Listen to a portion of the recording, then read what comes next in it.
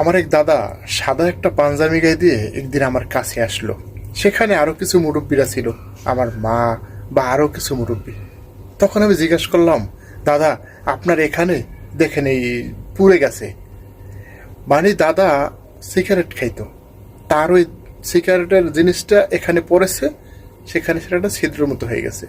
তখন সে একটু শরম পাইল, একটু কেমন জানি মনে হইল, মানে ওইটা তো বোঝা যাচ্ছিল যে এটা এই কারণেই দাগটা হয়েছে।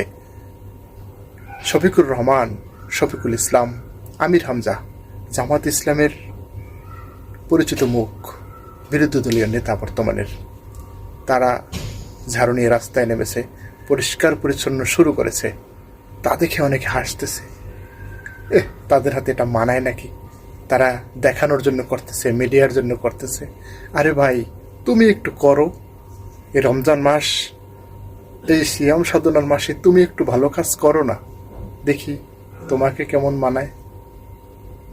হিম্মত থাকতে হয় ভালো কাজ করার জন্য।